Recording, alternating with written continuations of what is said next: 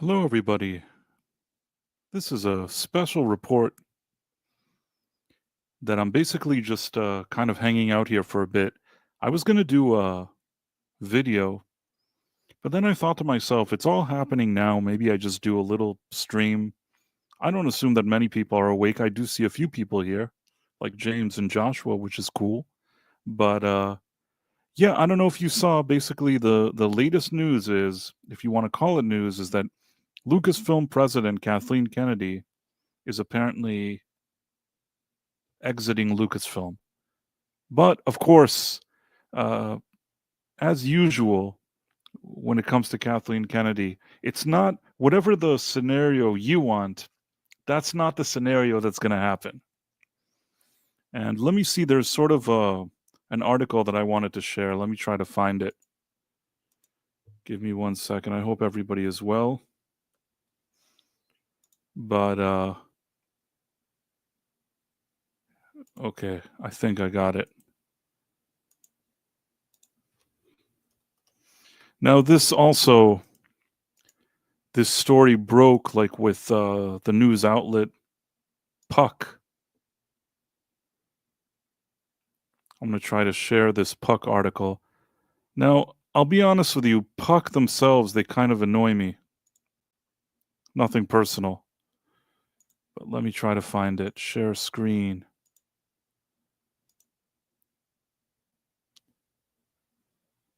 Okay. I think it's this one. So now you see this Kathleen Kennedy to step down at Lucasfilm, which of course that sounds very promising, right? Hey, Tim Hayes. Hey, Marks for 7. It sounds very, very promising. Kathleen Kennedy to step down at Lucasfilm. What's not to like? But let's read the fine print. Let's look at this article.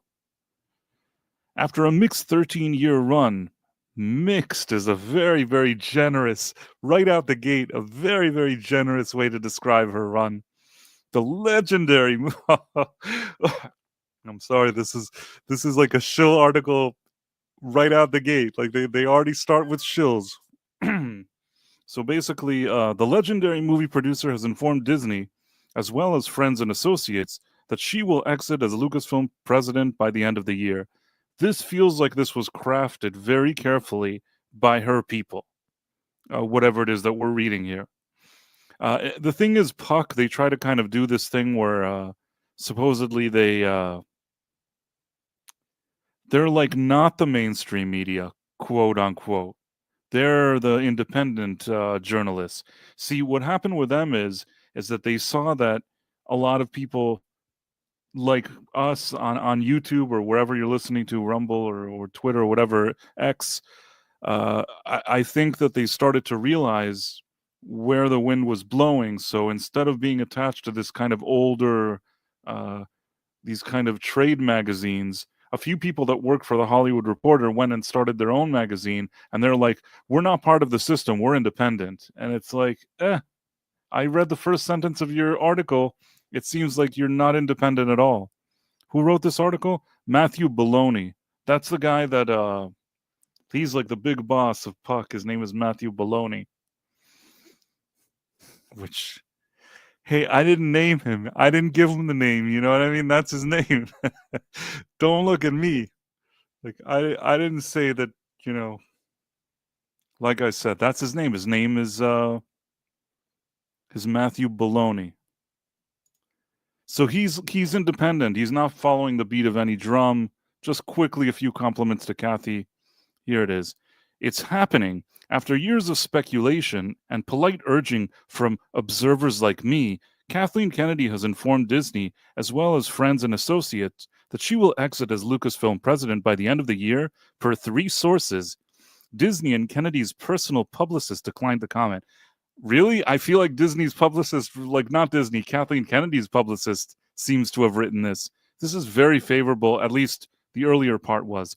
Now, this thing here that he's saying, oh, after years of speculation and polite urging and whatever, people like me that had an X account on Twitter that was basically destroyed because I admit that I don't have like a paper trail to show that it was because of them that my account was ruined. But I know a lot of people like myself that suddenly, at that time when we were criticizing all that kind of Last Jedi stuff, some accounts seem to, weren't favorable within the previous system, not on Twitter and not in other places, certainly not in the mainstream media that she kind of, at least in my opinion, had in her pocket to continue to call everybody toxic fans and all that stuff. Sorry, I'm going off. I really, I have no sympathy for her. I have no sympathy. She ruined the best franchise ever. And by doing that, she ruined the enjoyment of millions of people all over the world. She single-handedly did that. And I know sometimes people will say, aren't you going overboard? Isn't that too much? No, it's not. There was something in this world that we live in that's not so great always, with a lot of tensions between people. There was one thing that brought people together, like a good Star Wars movie or Star Wars anything, and everybody liked it. And she managed to take it and ruin it. Only after she ruined it, she's saying that she's leaving now. And even then, she's not leaving this second. I'll get to it here in the article. She's leaving whenever she wants. It'll be at the end of the year. You're going to continue to suffer until her last day. And there's really, I don't even know how you save Star Wars at this point. So what does it even matter? But yeah. Oh, his name is Matthew Baloney. That's his name. And you know how I know that this guy, I don't take him that seriously? The second that he went and he's like, I'm starting my own thing, like, we're independents. You know what he did? You know who we hired to, like, review movies and stuff? Scott Mendelson. The guy from Forbes, the guy that used to sit there and write all those articles about the istophobes that didn't like The Last Jedi because they're terrible people. He was, like, the captain of those articles. Meanwhile, Baloney hired him. So now it's Baloney and Mendelson. I'm not saying maybe they're great. I'm just saying, fine. Back to this stupid article. Okay. Oh, polite urging from observers like me. Buddy, you didn't observe anything or say anything. You said it like after the acolyte. You're like, oh, maybe she can move along. Maybe it's a good time. Shut up, dude. You didn't do anything. As well as friends and associates, that she will exit blah blah blah by the end of the year per 3 sources. So the whole year, we're at the beginning of the year. She does whatever she wants. Disney and Kennedy's personal publicist declined to comment. Not a huge shock, of course. Kennedy will be 72 in June, and the legendary movie producer, will have run Lucasfilm into the ground for 13 years as George Lucas's handpicked stabbing in the back person under Disney.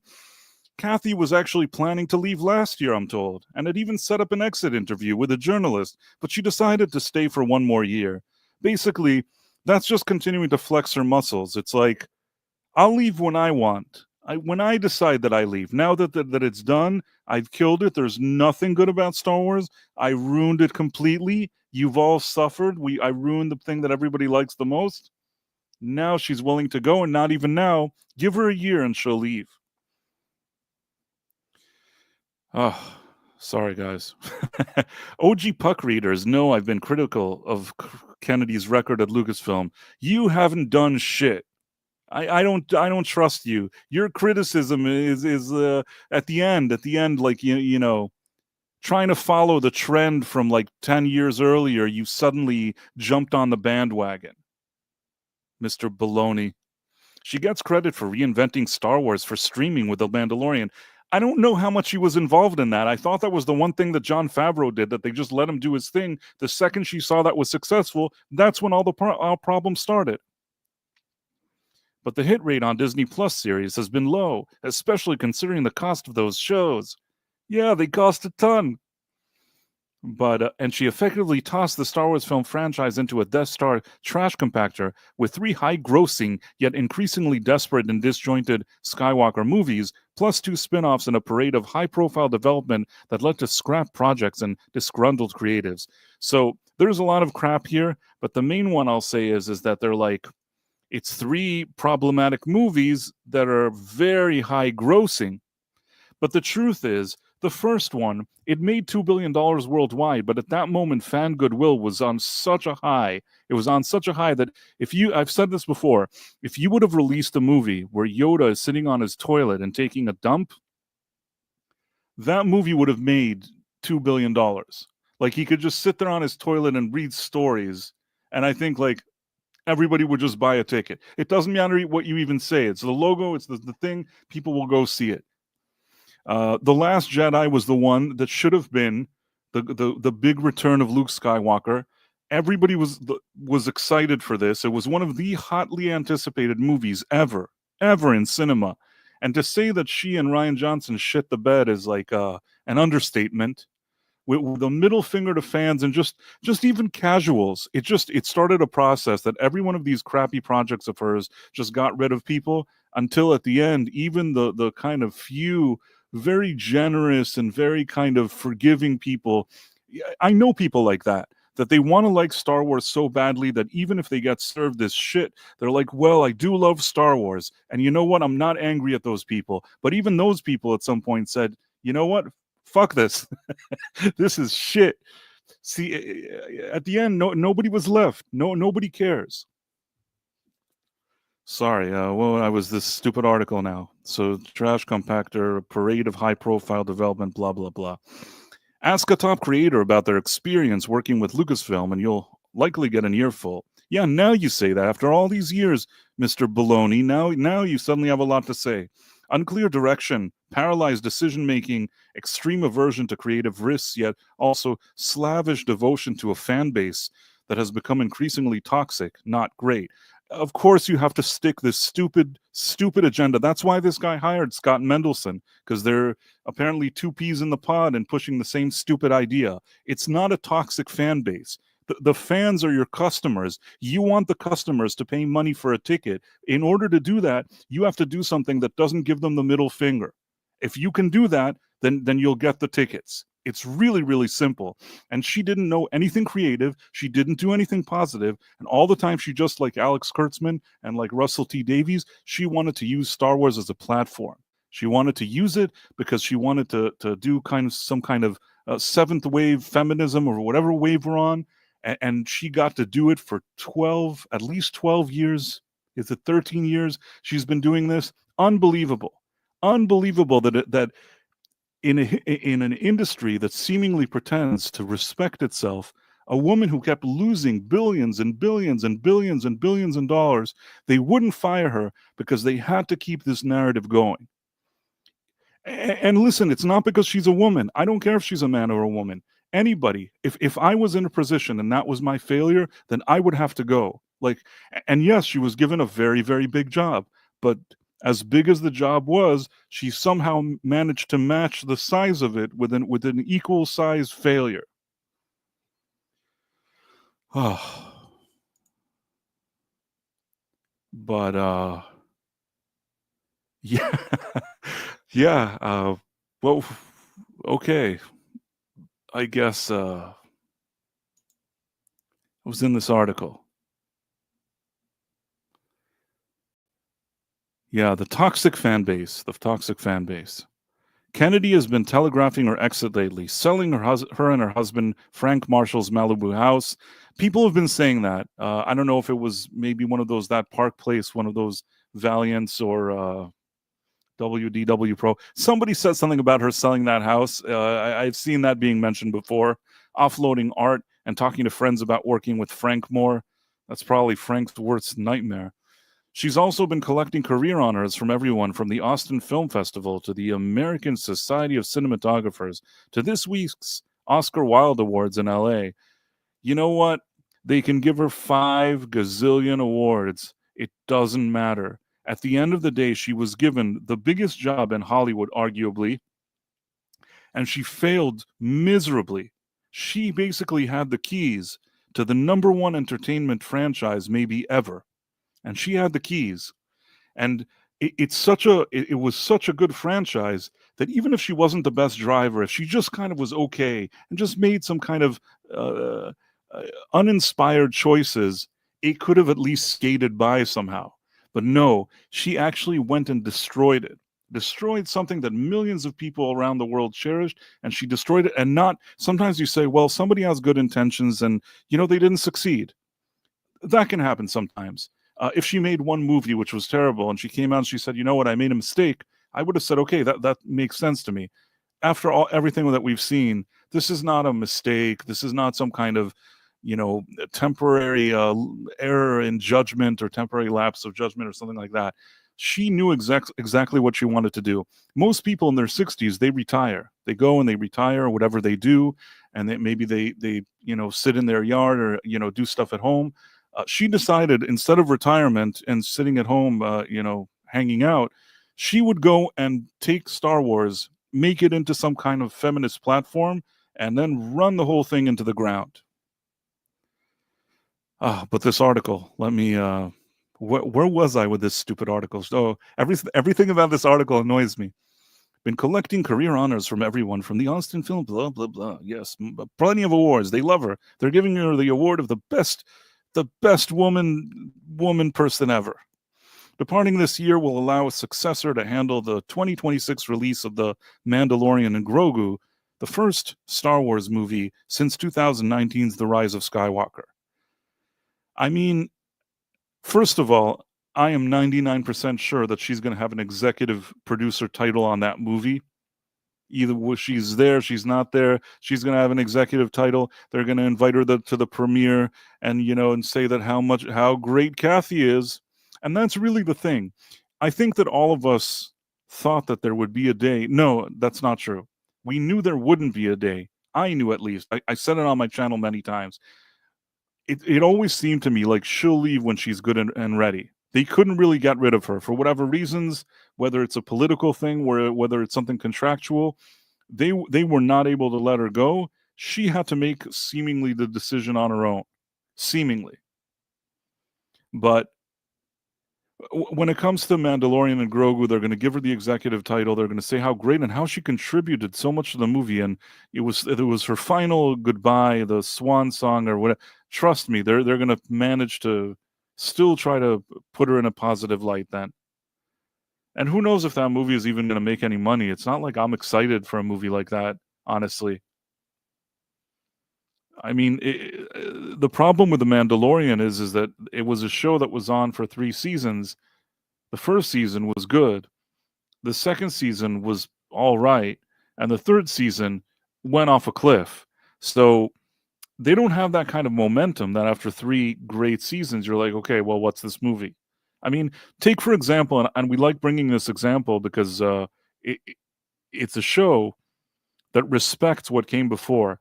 Cobra Kai, if you watch the entire series, even though I think probably it went on for like a season more than it needed to, but if you would have wrapped up the storyline the way they wrapped this one up, and maybe in like 5 seasons, I think it would have been a very satisfying, I even like what they did now. I guess what I'm saying is, I don't know how I got here.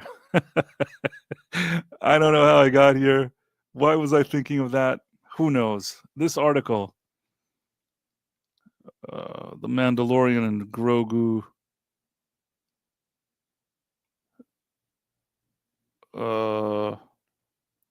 Okay, this year she's got only the 2nd season of Andor, which will likely be an Emmy contender. Matthew Baloney, how much kissing ass in one article? Hold on one second. Did I lose my place? I'm tired. Okay, likely be an Emmy contender. The trailer looks good, and some kids stuff on Disney Plus. What she did? She's got nothing. She spent billions and billions of dollars, and she has nothing to show for it. She is a complete and absolute failure. One of the biggest failures ever in the history of entertainment since they invented the camera. Since they invented the motion picture, since they invented that, she is one of the biggest failures of all time. And I know that they're going to say, oh, but her legendary career status and all that. I know one thing. Those legendary career things, you had Spielberg and Lucas in charge of those projects.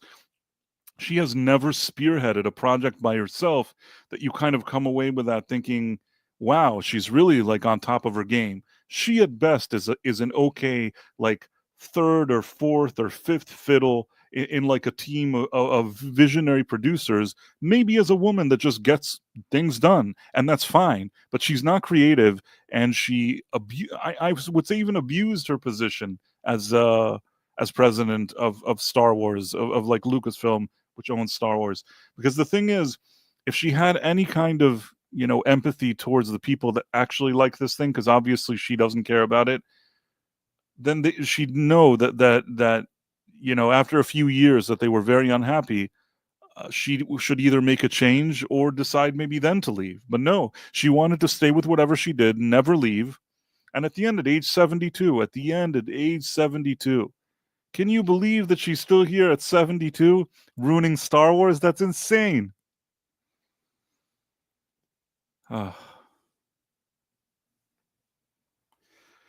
Sorry, guys. I was all over the place with this article. But Joshua Calkins says Andor and Rogue One are the only watchable Disney Star Wars projects. Yeah, you're probably right. But Rogue One is mediocre too, honestly. Rogue One isn't such a great.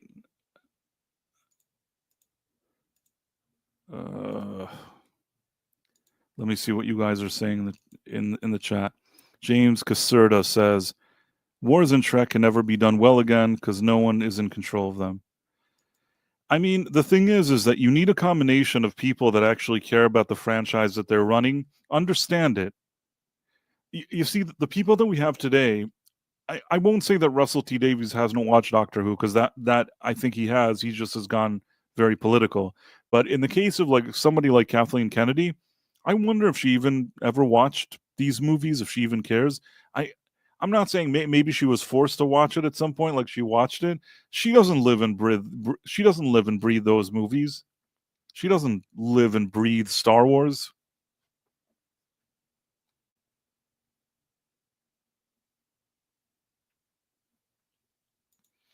The thing with Rogue One is that this is just my understanding, and I don't know for sure.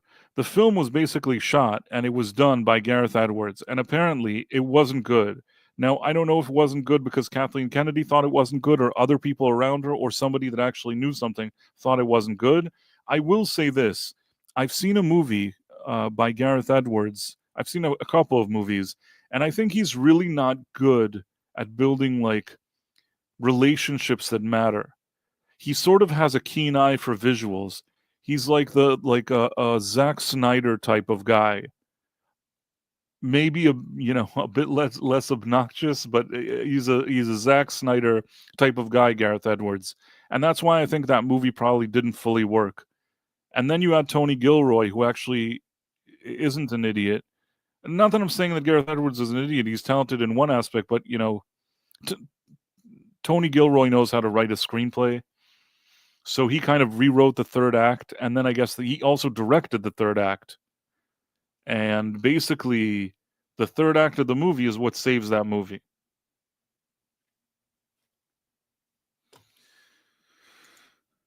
Joshua Calkins says, KK doesn't know Star Wars at all, which is why she distanced herself from the EU. It limits the stuff she should know and doesn't to 6 movies. You know what? That is a good observation. Probably somebody came and brought her a bunch of books, and she said, I'm never going to read this. Let's just decanonize them. And at the same time, it let her have as much space to kind of reinvent, whatever she wanted, which was all just crappy agenda stuff. Yeah, the truth is that between people like Baloney and other like Wikipedia and everything like that, people are going to try to write history to suggest that she was some kind of pop culture martyr. She was so excited about having people do better, but somehow she couldn't get it done because of all these toxic male istophobes out there, and the patriarchy and I don't know what. They're going to sell these dumb stories and do that for years now. But we don't have to believe them. And in this case, this is a matter of the way that she acted also towards people, and I include also like Gina Carano in the mix, and just her attitude in general. The fact that every 5 minutes you would have a project that would fall apart, that these directors come and go, that she is not good at doing this. Whatever her third or fourth or fifth wheel was in the world of George Lucas and Steven Spielberg, that was fine. She's out of her element.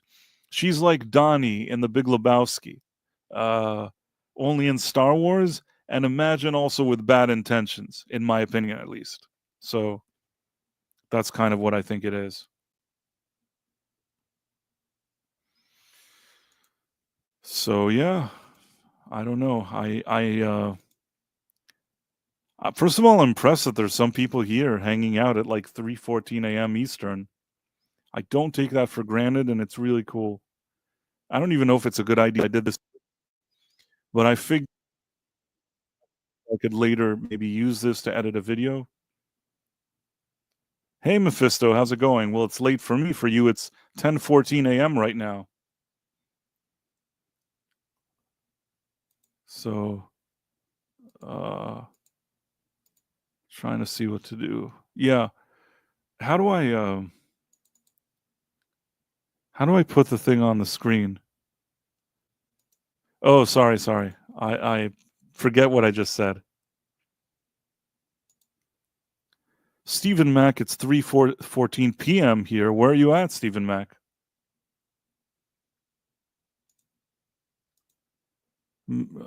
Mephisto is saying, I hate seeing her name plastered on my favorite movies of all times. Gremlins, Indiana Jones, Back to the Future, Star Wars. Yeah, somehow it used to be that when I saw that name, I actually had like a positive association. And I think that's probably a problem that many other people had. Because when I was young and I saw Back to the Future, her name would come up in those movies. And me kind of being an innocent young man, I thought to myself, man, that Kathleen Kennedy, she must be something special. Because these movies are awesome. You know what I mean? And I even thought to myself, you know, if Lucas and Spielberg like her, well, she must be great, right? And that was like the most I, you know, put any thought into it. You said Kathleen Kennedy, automatically positive vibe. And I think she had that goodwill when she took over Star Wars. People were like, oh, okay, well, she was a producer along with those guys. Maybe over the years, you know, she kind of learned a thing or two. Everybody was willing to give her the benefit of the doubt. But she just couldn't do it. Mephisto's movie review says, same here, Price. It's an association with Team Spielberg. Yeah, you kind of think, like, why would they put her there if she said, like, doesn't know how to do anything? But the truth is, they didn't need her to come up with a creative. I would even speculate that what she's good at, if there's a company and there's somebody that's sort of like director of operations, I think that that's what she's good at. And why is she good at that? Because she's the type of person that like calls and bothers people, you know, that need to be bothered to do things. She's probably that type of person. And I don't mean it even in that sense. Probably it gets the job done of whatever they need it. Like they're out on sets filming and things like that. They need somebody to talk to these kind of like more kind of on a gray business level. That's what I'm trying to say. First of all, there's nothing wrong with that. I would gladly take Kathleen Kennedy's original job, meaning I'll take it for sure. Like I'll do whatever is necessary. I'd love that kind of opportunity. So it's not like, you know, she had all the opportunity in the world. She had all the tutelage. She had all these geniuses around her. She couldn't get it done. And she's just a big ego, bitter, in my opinion, annoying lady.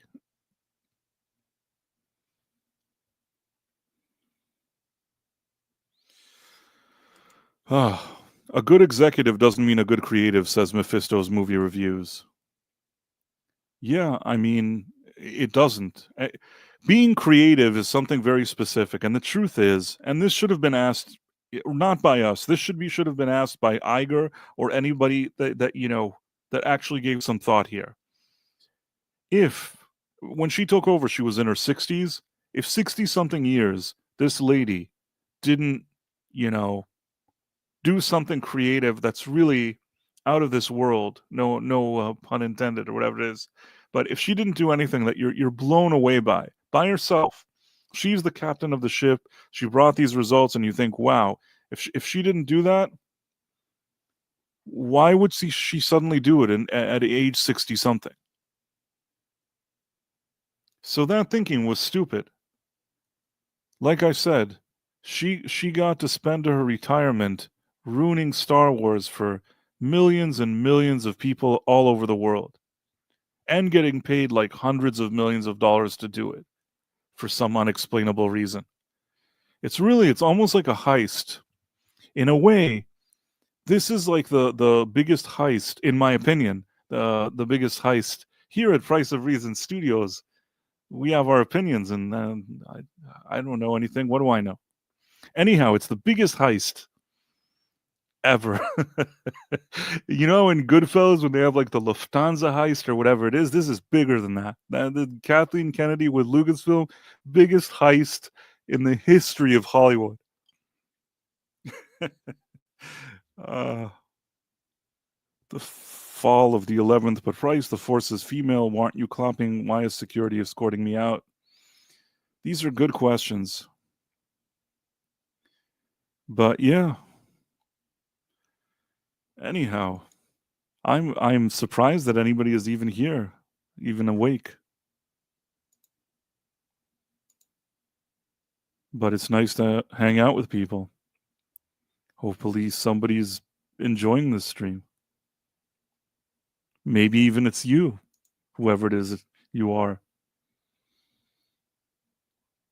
I do see a lot of cool people. So, Stephen Mack, you're in Vietnam? Wow. I was once not in Vietnam. I was once in Laos, but I think that's close to Vietnam. And I have to say that Laos was really, really enjoyable. Very, very special place. I actually, I think today maybe you go there and it's more touristy. I think I still went when the tourism was relatively newer, and I don't know. I always have very, very positive thoughts about Laos. I think it was a very, very nice place. You're in Vietnam though, so it doesn't matter. But hopefully, it's something similar. Something similar. Price of Reason Live. I'm here listening while editing Teen Wolf review. Is there a new Teen Wolf movie? Is it a Teen Wolf? Is it the original Teen Wolf with Michael J. Fox? Is it the animated 80s series? I think that if there's another Teen Wolf, I may have missed it. I thought maybe later they did something on the CW, but I don't even know. For me, I like the movie with Michael J. Fox. Even when it came out, it's kind of dumb, but somehow, I don't know, Michael J. Fox works very hard to sell that silly movie. And somehow, as stupid as it is, I don't completely hate it. I mean, I kind of like it just as a nostalgia thing. But yeah, that's Teen Wolf. And I even like the 80s animated series. A lot of times they would try to do series like from a movie and it would be crap. And I had, as a kid, I really didn't have much faith in that Teen Wolf animated show, but it ended up being pretty good. I actually enjoyed watching it. Mephisto says, I cover past stuff more than new. Yeah, I figured. Joshua Calkins never saw the Jason Bateman sequel. I have seen that sequel. It is not a very good sequel. Although I know people that are like, I kind of like it. It sort of just tries to repeat the idea of the first one, just in a different setting with a different actor. Is it the worst thing ever? It's just all right. I mean, like I said, as sort of a strange cult movie in its own right, I think some people kind of like it, but I don't know if I would say that it's the best thing ever. That's just my personal opinion. The first one is definitely better than the second one. Yes, Mephisto, I agree. The Jason Bateman sequel was not good. I haven't watched it in a long time. I wonder if I saw it today, if I would hate it or if I would be more forgiving. I don't know. Like I said, I've heard of people that specific movie, they actually do like it. So to each their own, I guess.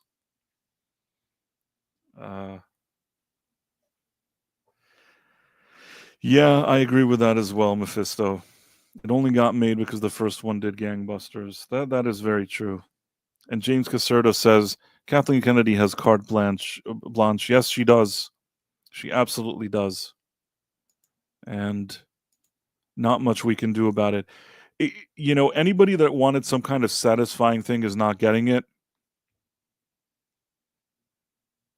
I mean, at least the only thing, if they can waste. I wonder also how it'll impact Gina Carano, because if they can stall this trial enough time, probably from their perspective, by the time all of this happens, Kathleen Kennedy will be gone, and they'll be talking about somebody that doesn't even work there anymore. I wonder if somebody thought of that, if that's something that they're going for, or they're so kind of too big to fail that even that didn't interest them. Don't really know what to say.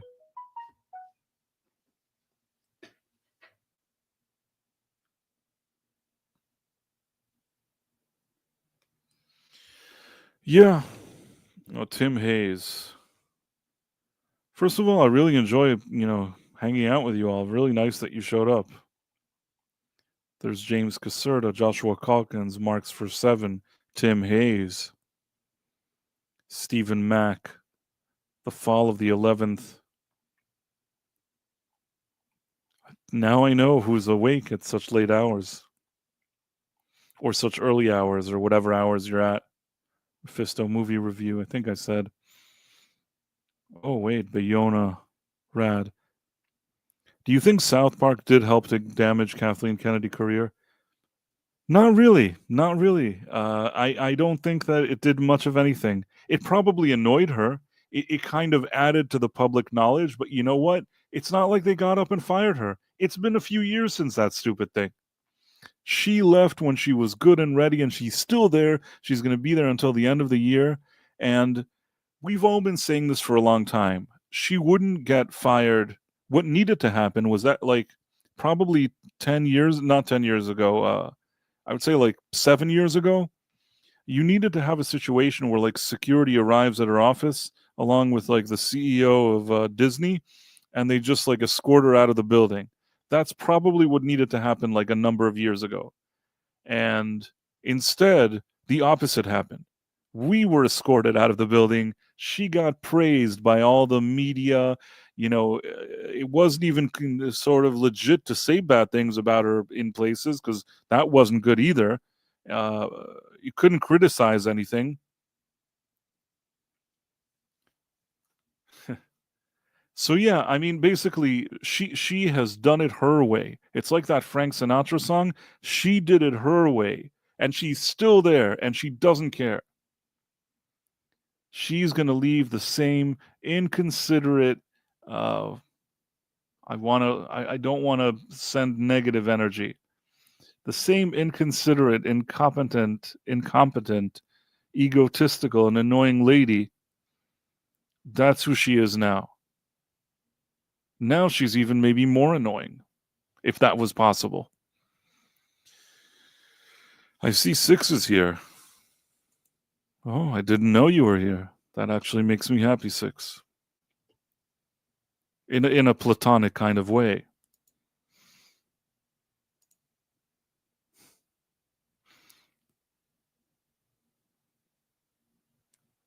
That was an inside joke. I joke with myself about stupid things. That actually probably annoys 6, so I want to apologize. I was just kidding, 6. Okay. It was kind of funny, though. Hold on one second.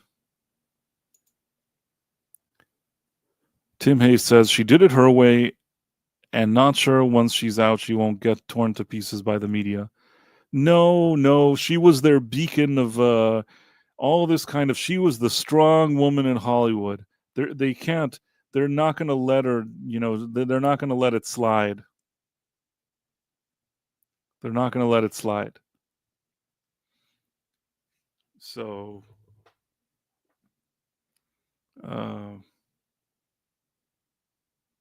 yeah.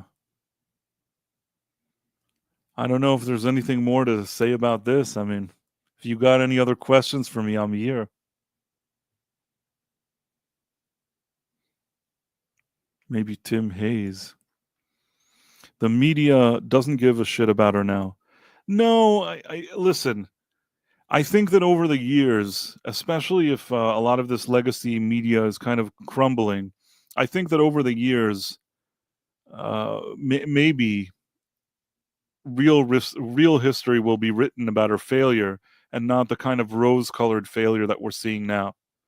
But in the immediate aftermath, expect all the mainstream media. It'll be like the leaving of the most famous, wonderful general ever. They're all going to do like this salute on her way out.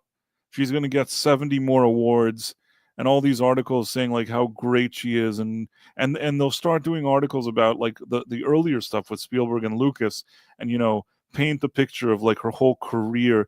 They are going to go all in on this. This is going to be like a festival like you've never seen. The Kathleen Kennedy Festival. It'll be like they're cheering her on until the last second she decides to hang up her shoes or whatever it is. Hang up her shoes, is that like a term? Is that like retirement? You hang up your shoes? I'm going to say yes.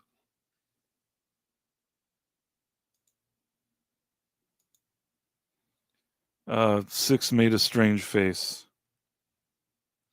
I was just kidding, Six. So I don't know if that face was a genuine.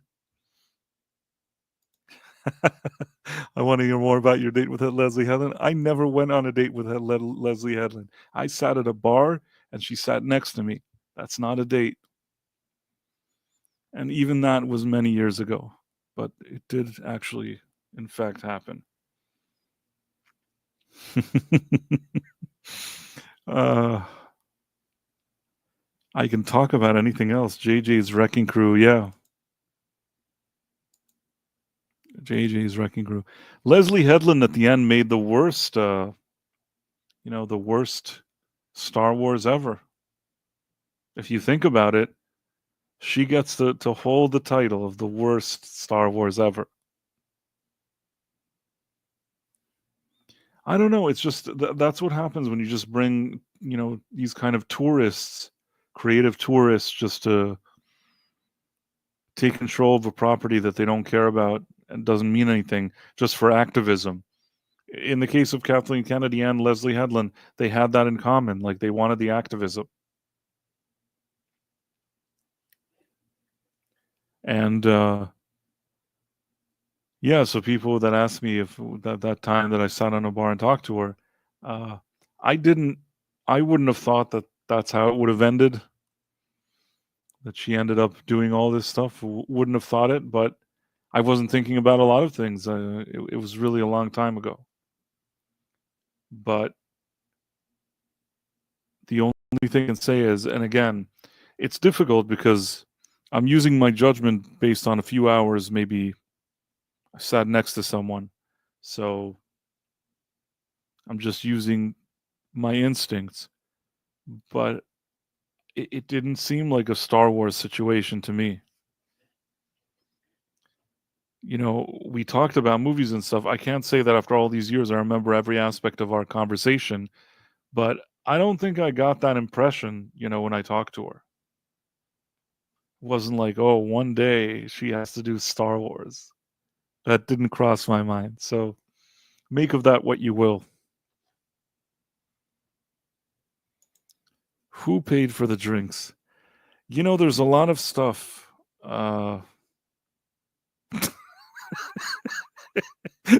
Six is asking really weird questions. Who paid for the drinks? I want to believe that I paid for mine and she paid for hers. Couldn't really say. I'm sort of not 100% sure what happened. But that would be logical because we didn't come together to the place. We were just sitting next to each other. So It's possible, this is many years, so I can't say that I remember this like, it happened yesterday in every detail like that. It's possible maybe that each person had their own drink initially, and then maybe you're like, "Oh, I'll buy this round, buy that round." But I don't even know. I couldn't say for sure one way or another. So, Mars Monkey Max, yes, I'm up late. Did you shake her hand at the end? Was her hand cold and slimy? I think maybe I did, and I don't think it was cold and slimy, but maybe today it is. Who knows? Women don't pay for their own drinks when they sit at a bar for hours with someone.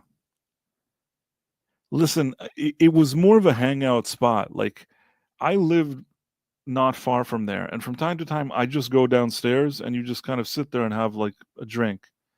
Uh, I think that was maybe. I know for sure that she didn't live like she also lived in the same area, which is probably why she also ended up at this bar. I won't say that I've seen her ever again before or after at that bar, but she was there then. So make of that what you will.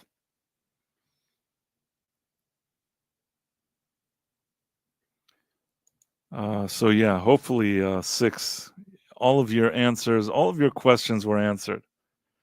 Again, people really want me to always tell this stupid thing. It happened to me like decades ago. Like, we're talking about the mid, like, between, is it the mid 2000s? Like between 2000, 2010, like the mid 2000s.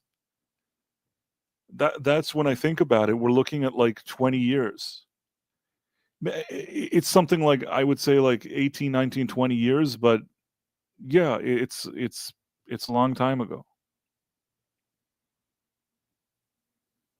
So, and really the only reason that like the thing, first of all, I do have a good memory. In the past, I used to have, I think, even a better memory. I almost had like it would be really above average good. Now maybe I'm just kind of average, but I remember things like things that if I'm in a certain situation, it kind of stores like a memory card of that situation. So I do remember it. And again, like I mentioned, anytime anybody asks me about it, at the time I believe I started already studying film. So I was really into, trying to write and do things like that. And when you're sitting there and this, you know, lady is like the assistant to a guy who's the producer of like, Pulp Fiction, Reservoir Dogs, and some really great movies that I immediately like recognized his name from.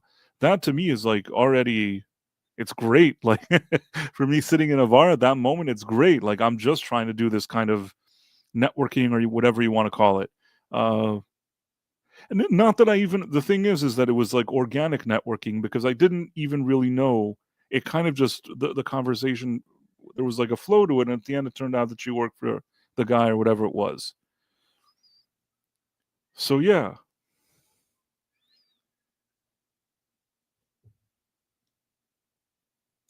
What did she smell like? I don't know. I don't know. Yes, it's a strange situation. It's almost surreal. See, if I wasn't there and if I didn't know, then I would think that this sounds like, silly, but I was there and it did happen. So it is what it is. I don't know. It's a very silly experience. And I've said before, and I'll say it again, there was an event, maybe 10 years afterwards where it was like I don't know if to say like a premiere or some kind of cocktail party or both. I don't know what. And I was there and then she was there as well at the cocktail party. But at that point in time, she was already with that lady, Rebecca Ferguson. I don't know, the one that plays Green, the green lady on Acolyte. Above average memory, ladies and gentlemen. Although, to be fair, Sorry, I made myself laugh. Although to be fair, that what was I talking about? 6 says what? Sorry, I'll try to not cough. 6 says what was she wearing? Again, oh, it's the Phobos. What's up, man? Stephobos is a friend of the channel. And then what was 6 asking? What was she wearing? Okay, first of all, Stephobos, thank you. You're awesome. You're always very generous. I really appreciate that. And then what was she wearing where? At the cocktail party or when I met her? I do believe that I have like a memory, one of the memory cards of when I met her. Again, I could be wrong, but this is what I think. If you're asking this stupid thing, and I can't believe I'm even asking, like I'm even trying to remember this. I feel there was a time that I don't know if this is popular or not anymore. I don't understand anything about women's clothes, but if I had to guess, just based on the file that I'm looking at, like that the image is coming up, however it's coming up, I think that she was wearing something yellow / orangey, kind of orangey, light orange or dark yellow, or no, not dark yellow. I'm gonna go with yellow, I guess. Like a yellow back in the day, and I'm not sure 100%, but this is what's coming up. You were able to wear like these kind of jeans, and then over that you'd wear like a blouse that almost looks like it's a dress that goes a little over the jeans. I don't know if that's still a thing. There was a time where there was like a fad like that. I vaguely think that there was something like a yellow dress-looking thing, but maybe she was wearing jeans under that. I'm not 100%. Either that or the other thing in my mind is she wore something more that was like it would seem really odd if she was wearing like a full dress kind of outfit with that orange thing. It just seems too extravagant for that bar. But I could be wrong. I don't know. That's what comes up. There's something about yellow, and like I think that there's. Don't laugh at me because I could be completely wrong. On the yellow, there's either polka dots, like white polka dots, or flower or something. I don't know. This is the best I can do.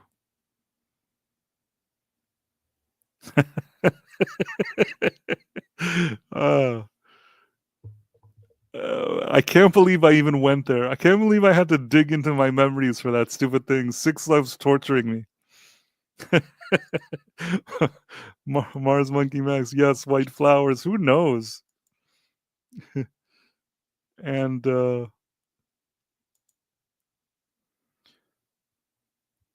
Tim Hayes says he's a full night early since this isn't the night owl. Yeah, I mean this is just kind of an off the cuff stream. I'm not 100% sure how and why this stream even came to be.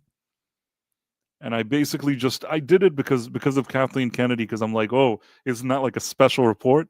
When I was a kid and I was watching some good TV show, in the middle they'd be like, we interrupt this program to bring you a speech from the president, and then like Ronald Reagan would come out and he's like, what I told you that the government is going to do this. I'm a kid and I don't know what the fuck Ronald is talking about.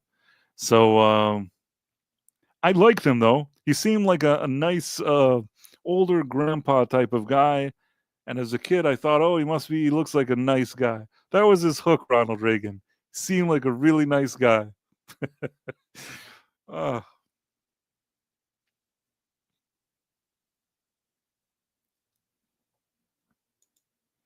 I heard Jeremy talk about what?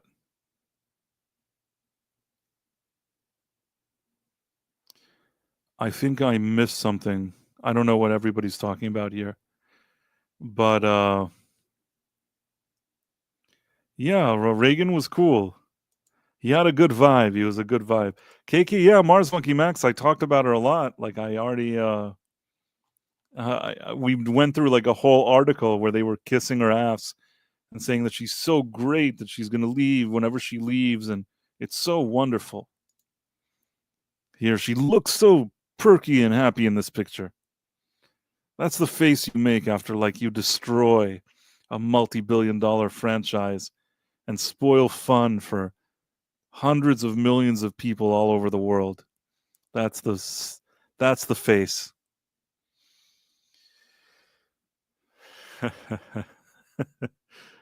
Istophobo says, I met Reagan twice. Wow, he seemed cool. Joshua Calkins says, as a kid, Reagan made me proud to be America. Yeah, no, it's, I understand. 6, I effing hate her. The Force of Evil from Stephen Mack. To be fair about what price? I don't know. So yeah, so I answered the Leslie questions. The second time that I was at an event where she was at, I'm trying to think what she wore then. I only remember because there's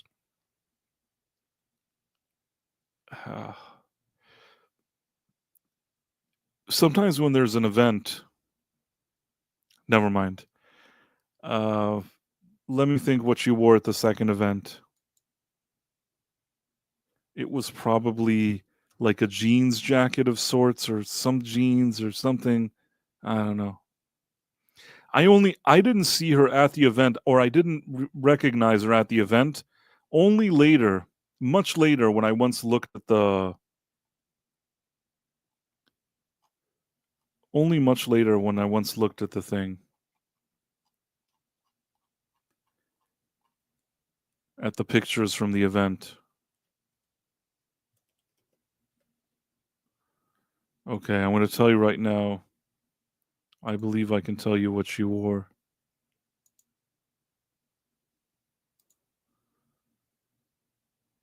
Okay.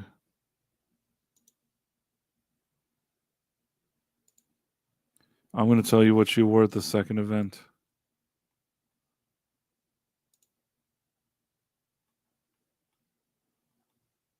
Okay. I need a few more seconds.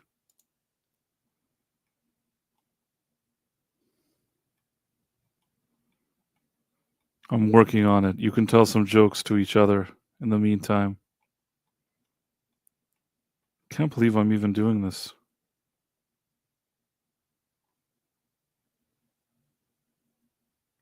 Okay. As I suspected, it was a jeans jacket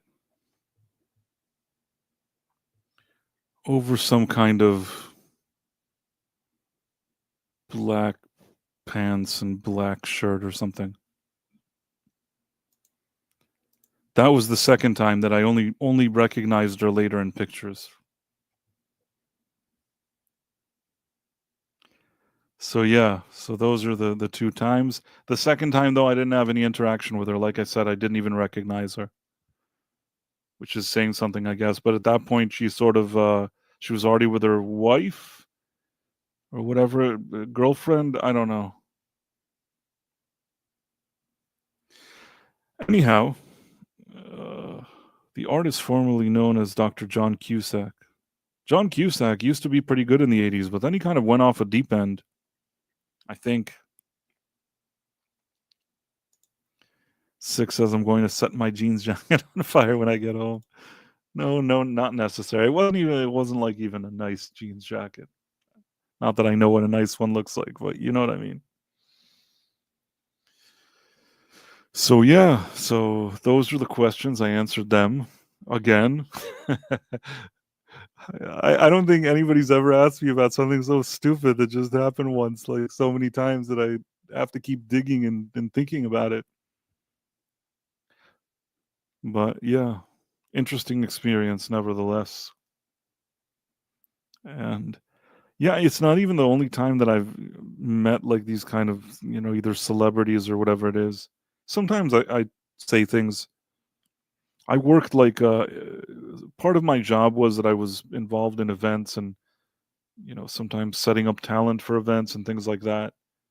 And that's how throughout the years I'd somehow kind of be in certain situations. But yeah, I mean, not like a not like an influential player or anything, just kind of like your average Joe. I give off like the average Joe vibes, I think. Yeah, I mean, I'm so happy people are hanging out. I'm thinking to myself, what else should I do? I don't want to leave you all, but I don't know. You can ask me silly questions. If you wanted to ask me a silly question, now's the time.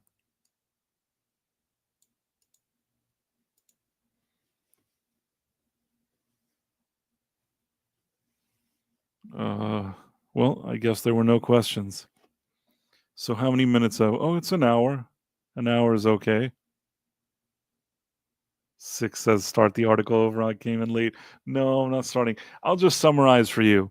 It was like a kiss ass article where they're basically saying that she was great, she's a legend, and yeah, she made some mistake with Star Wars, but she's so stunning and brave, and there were so many toxic fans, and she did so great with The Mandalorian, and that she's so wonderful. And that's what the article is. Just make it longer and more annoying, but that's the general vibe of it.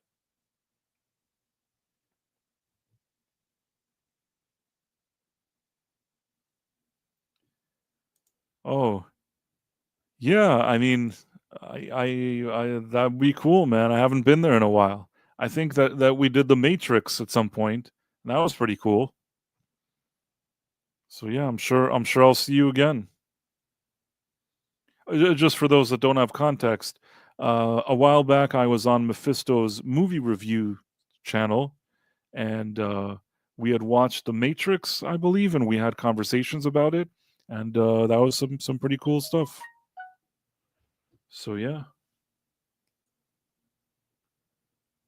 just wanted you to know in case you're not familiar with his channel, which is really cool. You skipped my question about flirting with Leslie. I don't recall anything like that. I don't know.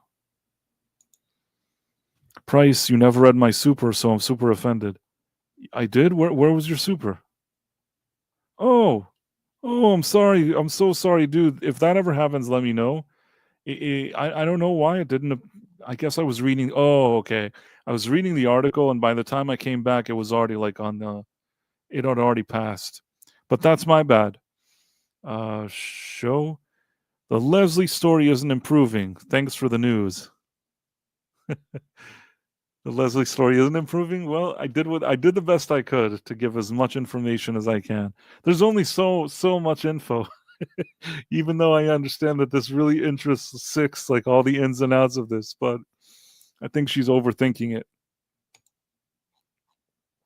And of course, thank you for the super chat, Joshua Calkins. I really appreciate it. Same with you, Istophobos, with the 5 gifted memberships. Both very appreciated. And what did she drink? Don't remember this point. That's I can't seem to remember what she drank. I'm fuzzy on that one. But really, it was a very, very long time.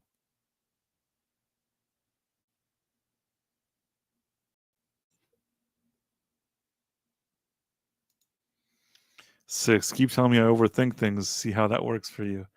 No, I'm not saying that. You have a valid reason. You could. I mean, it, out of curiosity, I could understand why you would want to know more detail. All I'm trying to say is that I can only I can only remember what I can remember, and even that, most people that don't have like the above average memory, wouldn't remember. Like, that's a whole lot of detail to remember about something, which I do because I kind of am like that. Like, that's why I can remember the other occasions that I've told before, the silly things that I've said.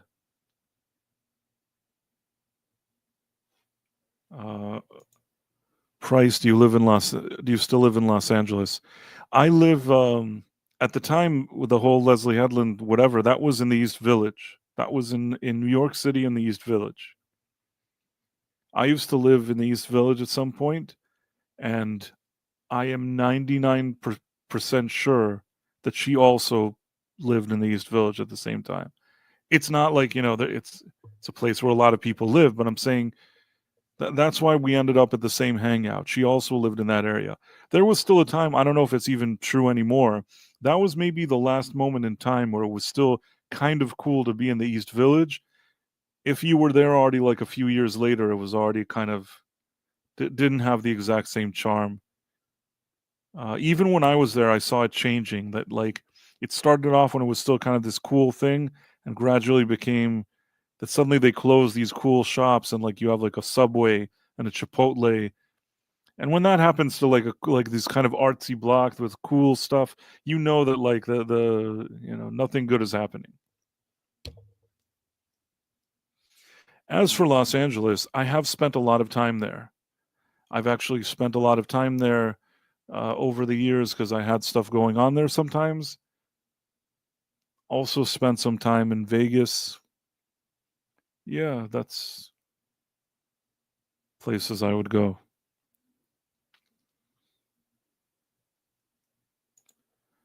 Meatpacking, I just like the name Meatpacking District. I feel like around the Meatpacking District is where I met, what's her name? Kristen Stewart. That time that she didn't say anything to me, but I said that I thought she looked like Kristen Stewart. She made an annoyed face and walked away. That was in the Meatpacking District. It's a hotel. It's a hotel that has a bar that's kind of known. So yeah, so I was there. The thing is, it was a place not with a ton of people. It's kind of like this. Sometimes you have this kind of cool spot. It's almost like on Seinfeld when George knows like the cool spot, but then they don't want him to return. I don't know if you remember that one, but I guess that's what it was like.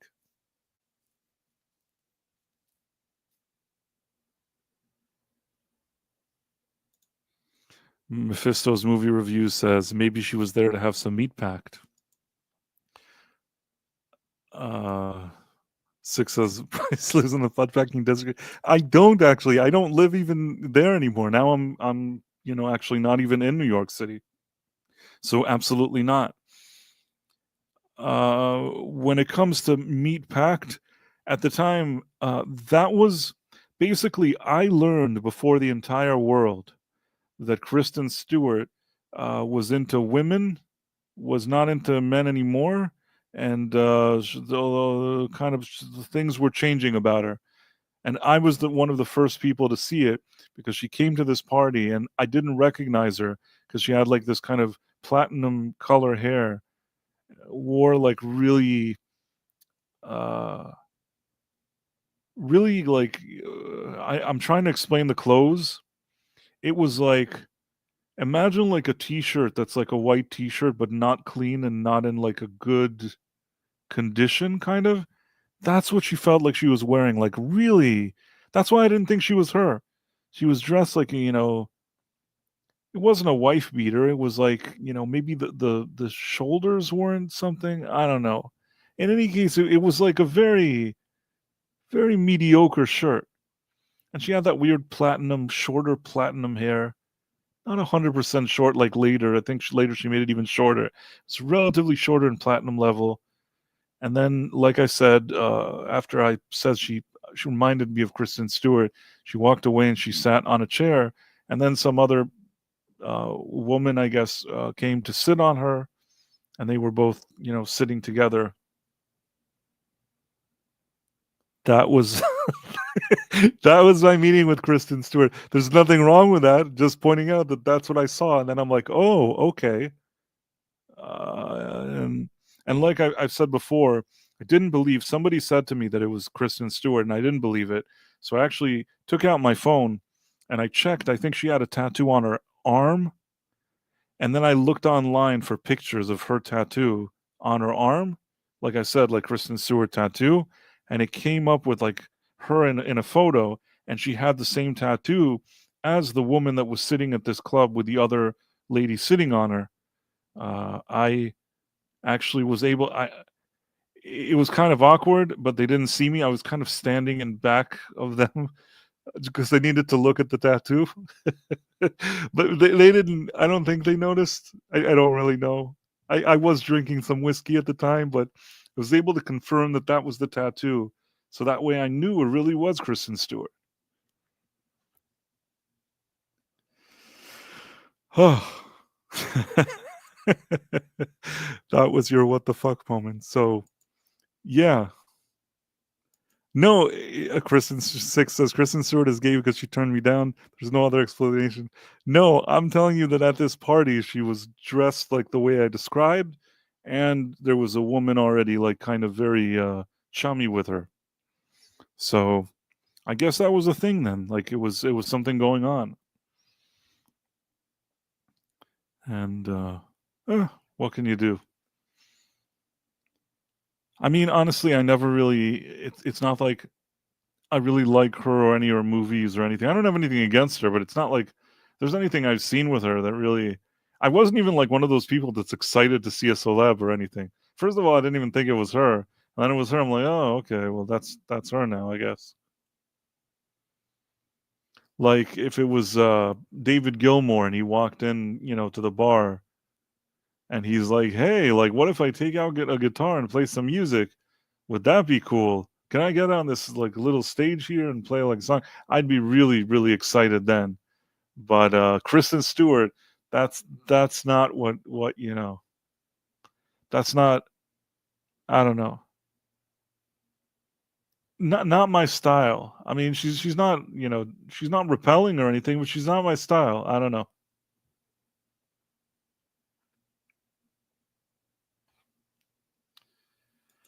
Uh, Mephisto's movie reviews. Price got shut down by Bella. He's probably a Jacob and not an Edward. Yeah, I'm totally the Jacob in the story. Jacob is like the worst character ever. She's like, it was always gonna be him. It was never gonna be you. What a stupid turd of a movie. That stupid. Those awful films. They're awful. Recently, Gooch actually it wasn't Gooch, it was Cannoli Sasquatch, sorry, invited me to hang out, and I think we watched this stupid thing. It was New Dawn. What was it? It was shit. It was Twilight, but not the first episode, the second episode. Like New Dawn, I think it's called, or something. New Moon. Who cares? Oh, the other one is Breaking Dawn. This was like New Moon. Who cares? It's all the same crap. Such a crappy movie. Man, the acting is so poor there, and just everything about it is so dumb. It's like embarrassing that Twilight has made so much money. Yes, New Moon. It wasn't New Dawn. Breaking Dawn was the last one. I've never seen Breaking Dawn Part 1 or 2, I think. I think I haven't watched them. I watched the first 3 movies. I think I watched those. Not willingly, but it's a long story, but I did watch them while suffering. By the way, I saw a new movie today. I saw a movie called I saw a movie called Last Breath. It has Woody Harrelson in it and Simu Liu. Simu Liu, of course, is the guy from Shang-Chi and the 10 bracelets, rings, I don't know. Whatever that movie was. He's kind of pompous and annoying on social media, in my opinion, of course. And he was in this movie along with Woody Harrelson. And It was something about some divers that have to go into the ocean, but then there's like an emergency situation that they have to dive their way out of. It was all right, I guess. Simu Liu usually, like, if he's in a movie, it kind of drops points just for him being there. But honestly, he did his job fine. You know, if he didn't kind of annoy me on social media with his stupid crap, there's worse actors than him. I'm not saying that he's the best actor, but I've seen him a few times in like a supporting role in some movie, and I think when he does that, it's like it's all right. That's just my opinion. But hard to get over the fact that he's super annoying.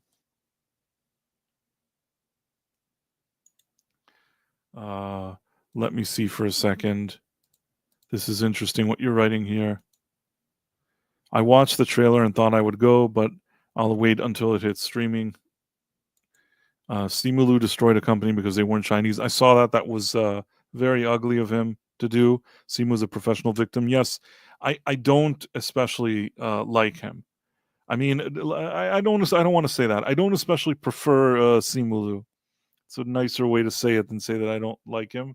He doesn't come off as a likable guy. All of his tweets, any interaction with him always seems really kind of annoying. But when I go to see a movie, it's not the first thing on my mind if somebody is annoying, because if that were the case, most movies I probably couldn't get through. There's certainly enough annoying people in Hollywood. So as long as he just does whatever job he's supposed to in the script, it's fine. You know, it's serviceable enough. Woody Harrelson is the best actor in the movie. It's just, I think that it is a good movie for streaming, maybe. Not that I minded seeing it in the theater. I think that there were parts of the movie that I enjoyed, but it's kind of slow to get going. It's kind of slow at the beginning. Maybe I'll talk about it more tomorrow. It's a rough rough world when you hate everything. I don't hate everything. I don't hate everything. I'm actually a very positive guy.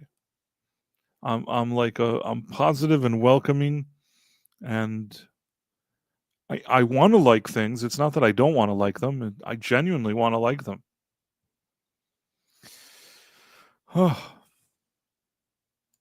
But I think that I still can't believe that there's still people here. I'm trying to think what else. I saw that monkey movie. I did a review about it. So that monkey movie was kind of dumb. Somebody wrote a comment in my video. They wrote, Kermode or whatever is Kermode says that he liked the movie. It's like, I'm not Kermode. I don't know who Kermode is, and I don't care. He could be the greatest critic on the face of the earth, but I don't care because it doesn't mean anything to me. When I give any kind of opinion about a movie, I can only give my opinion. Can't give somebody else's opinion. That's happened to me a few times where people came and said, "Oh, you know, after I did a video review about Wicked, some people wrote to me, you know, the drinker said that he rather liked this movie," and it's like, so, like, I respect him a lot. I love his reviews. Doesn't mean that we have to agree on everything. If he liked that movie, it's good for him. I didn't like it. I thought it was awful. I thought it was an awful movie. Sometimes people can disagree. I still enjoyed watching his review, by the way. I still enjoy, you know, hearing another person's perspective. Sometimes people aren't going to agree on something. If everybody was the same and we all had the same review and we all thought the same, what would be the point of it all? I mean, the idea is that people kind of bring their own thoughts into something. Some things will speak more to people than other things.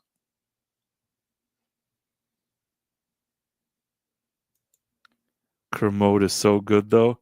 I don't even know. The artist formerly known as Dr. John Cusack. I don't really know anything about him. Prices on AI. Yeah, everybody thinks that I'm AI. It's so annoying. The thing is that I don't really care about anything. Like I don't even care when they come and they don't like the review and they're whining and whatever it is. But the fact that like they write your AI slop, that really does insult me somehow. Like that manages to, I guess, they found my weakness. Because the reason why is because I actually sit and do the recording of the narration. I do all this stuff, editing and things like that. So I put in the work, and when they say that it's AI, it seems like somebody came like and you didn't even need me. You just needed like Grok to like read it to you or something. And that's kind of a bummer.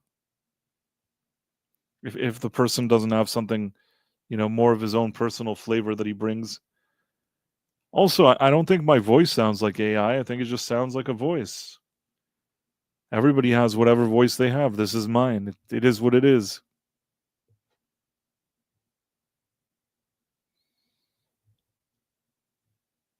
So who knitted my face? That's a long story, Joshua. Mr. Phobos, I was already drinking when I got up at 30 a.m. The singularity has already happened, yeah. Sounds 100% like AI. What part of it? Like me, I sound like AI? What sounds like AI about me? This is how I talk. What am I supposed to do?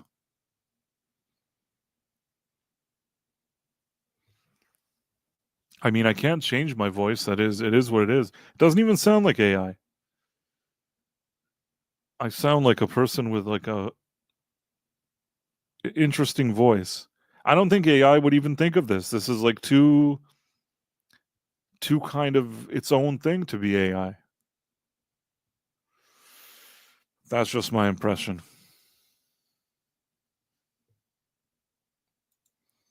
Yes, your voice. I'm not asking you to change it. I like your voice. I like your voice. Thanks, Kit Kat. It's a strange voice, I assume. Yeah, and that's the artist formerly known as Dr. John Cusack says you could tell an AI voice they can't pronounce contractions like data. So what happened is that, and this is the thing that annoys me every time. I went to see an early screening of that Wicked movie, and I write stuff down in my notes or whatever it is, and I guess in my notes I wrote that the girl that plays Cynthia Erivo's character, that she's called Elphaba, and I guess her name is Alphaba or something like that. And there was one time in the video, like that in my review, that I sell Faba, and because of that, almost every time I get like a comment, "Oh, you're just some like lousy AI. Like you couldn't even say it correctly. Like you didn't even know how to say her name." And I've on a number of occasions, actually, at least to some of these people, I responded and I said, "Listen, I wrote notes in a movie, and I thought that that's how they said it. I guess they said Elphaba and not Elphaba. Like the fact that I made one mistake in a 10-minute video, and that's the proof that I'm AI, is really, really irritating."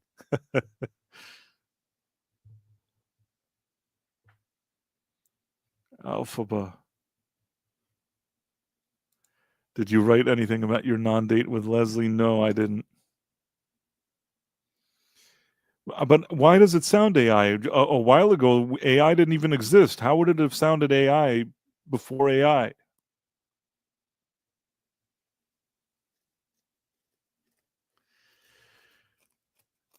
Anyhow, it is getting rather late. Let's see how many people are hanging out here.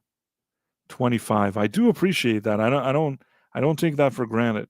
I mean, that's 25 here. I think on Twitter there's a lot more, I think. I don't even know. Who knows?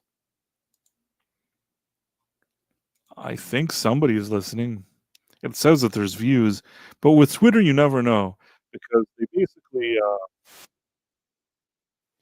they give you the impression that everything is great and that a lot of people are watching. But I feel like if somebody watched for a second and ran away, it would probably make it seem like somebody's watching it. I don't know if that makes sense.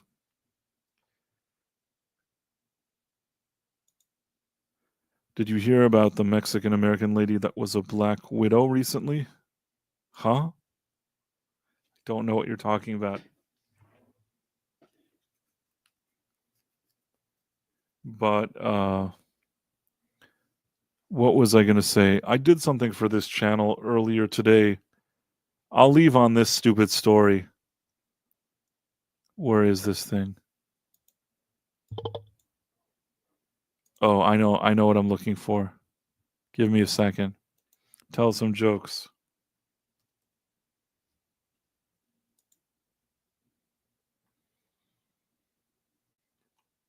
Uh, what was I looking for again? Oh, okay. I got you.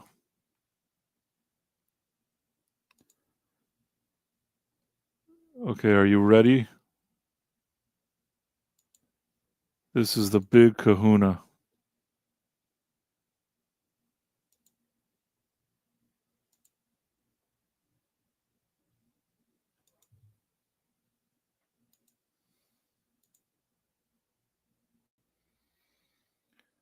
So, Rachel Zegler, this is a translated article from it's from Vogue, Mexico and Latin America. And basically they did this whole article trying to kind of rebrand Rachel Zegler as this like sexy Latina woman that, trying to appeal to like the Spanish speaking community. The whole article, she's like talking about representation and all this stuff. And at the same time, there's like parts that she's saying, oh, like, this is like a puff piece that was very carefully engineered, probably by Disney and her representatives. And they're trying to make her like a sexy, naughty girl, hoping that, like, Mexican people and people in Latin America will think that's cool. I personally, don't know what to tell you. Making these kind of luscious faces and things like that. They're really like going all in. They want you to think that she's like naughty Latino sexy woman. But of course she starts talking about like Latin X, all this weird crap, and that she's representing and the immigrants' experience and all that stuff. She's only like half Colombian, and her father I think is wealthy, and I don't know what. I never trust her narrative, whatever it is. This whole article is like a joke. But the one part that I think was kind of funny is that she has like a new thing because they mentioned the interview at the D23 Expo. So then she says it's really important for audiences to know that Disney has found this beautiful, delicate balance between taking the animated classic that everyone knows and loves from 1937 and at the same time introducing it to this new generation. So now this is like the new talking points that they've been given. I don't know if any of this is going to work, but yeah, that's what they're going with here. So there was that.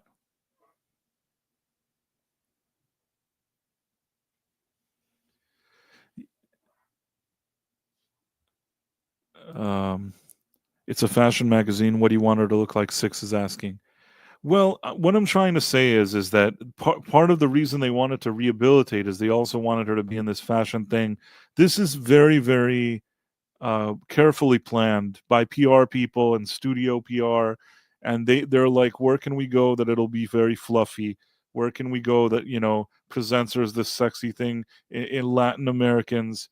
They had a certain thing they were trying to achieve, and they did it as far as they're concerned. I personally think she looks a bit awkward in those situations. Like I don't buy her, uh, but that's just me.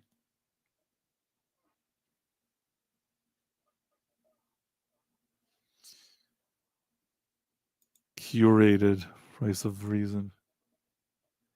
Yeah, there was a lot of nonsense in the article. I did a video where I go into it more into depth, but I don't want to, bore everybody with it. There's a lot of fluffy nonsense in there, and I just don't feel like getting annoyed again. That was the bottom line there. That she's like backtracking, but the article is trying to compliment her, saying how great she was in West Side Story, Shazam, and all this stuff. Things that were complete failures. So there's a lot of nonsense in the article. It's a complete fluff piece that her own people put out there. And we still have some people watching. But I think that now is a good time. Now is a good time to head out. This was a special middle of the night transmission. We pulled it off. I want to thank everybody for being here. Everybody from I'll try to look. Okay, from James Caserdo, Joshua Calkins, Marks for 7, Tim Hayes, 6, the Fall of the 11th, Joshua Calkins, Stephen Mack, Mephisto, Movie Reviews. I thought I saw Kit Kat here at some point. 6, of course. Mars Monkey Max, Joshua Calkins with the 199 super chat, and Istophobos with a gifted 5 Price of Reason Live memberships. And then there was Istophobos, I'm sure I said. There was Bayona Rad, I think. Yeah, and then the artist formerly known as Dr. John Cusack.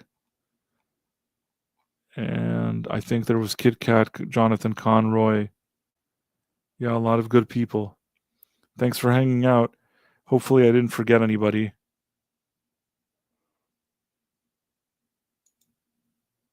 Are you going to take this down? I seriously want to listen to you talk about the article. Are you going to take what down? I'm not really sure what you're referring to. I did talk about the article. 6, if you want to hear me, I have a video on this very channel that I posted today that I go over this entire article. The stream? No, I'll leave this stream up, I think. Why? I don't think I'll remove it. I can keep it here. So, yeah, I haven't done anything, that doesn't allow for it to be here. So, yeah, I guess that is a good time for me to bow out. I want to thank you all for being here. And this was a special middle of the night special report because Kathleen Kennedy is out. And I guess I'll see you guys tomorrow at the Night Owl, which is 11:45 p.m. That's our usual time. I'll see you tomorrow. Thank you guys. Bye.